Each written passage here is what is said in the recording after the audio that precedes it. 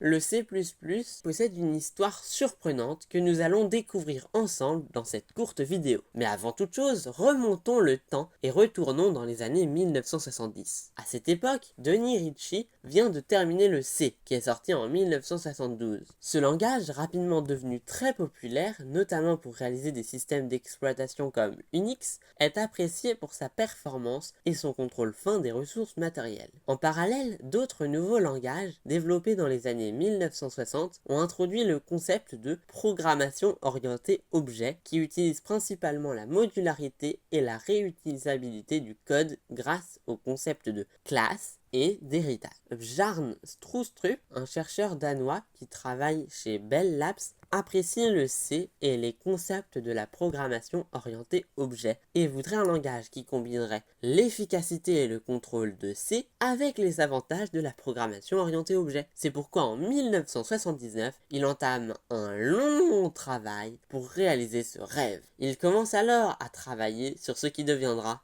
le C++.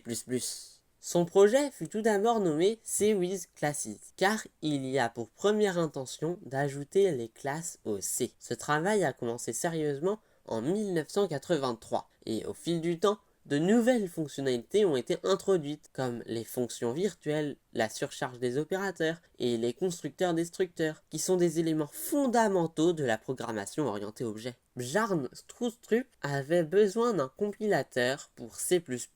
C'est ce qui permet de l'utiliser sur d'autres machines. Il a donc, pour gagner du temps, commencé par utiliser un préprocesseur appelé CFront, qui traduit le code C++ en code C avant de le compiler. Cela a permis aux développeurs du monde entier de commencer à utiliser C++ sans attendre que des compilateurs natifs soient développés. En 1990, C++ a commencé à être normalisé par l'Organisation internationale de normalisation et la Commission électronique internationale, ce qui est une très bonne chose pour devenir un langage de programmation important. Le premier standard international pour C++ a été publié en 1998. Il se fut nommé C++ 98 en raison de sa date de création. Dans cet événement majeur, C++ a continué à évoluer, avec plusieurs mises à jour significatives, introduisant notamment des fonctionnalités comme les lambda et l'autotyping,